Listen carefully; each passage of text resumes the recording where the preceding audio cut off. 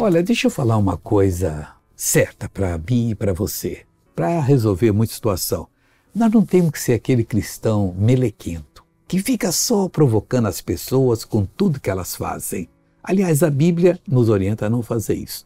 Está em Romanos capítulo 14, versículo 6, o seguinte: aquele que faz caso do dia, para o Senhor o faz. Não, eu acho que é sábado, então.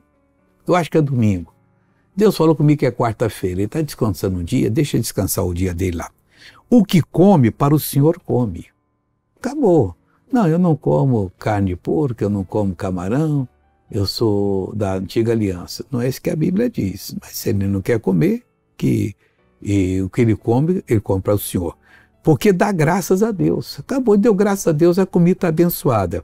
E o que não come, para o Senhor não come e dá graças a Deus. Ele também não quer comer, mas graças a Deus que eu não como essa comida. Deus te abençoe. Não seja melequento, não. Vamos ver uma pessoa que foi abençoada e já volto para orar com você. Fiz uma cirurgia no joelho, com uma prótese, e não consigo, ainda está dura a minha perna. O que aconteceu agora de bom?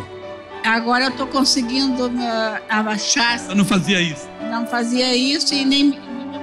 Assim depois eu... Que coisa bonita, pessoal. Vai, filha de Deus.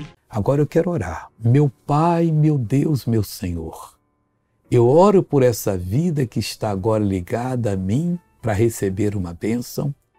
Eu paraliso toda a ação do inimigo na vida dela e digo a esse mal: saia, solte essa pessoa, você que está no pé esquerdo, lá nos dedos. A coisa está séria ali. Pois sai agora, em nome de Jesus. Amigo, bom dia. Deus te abençoe.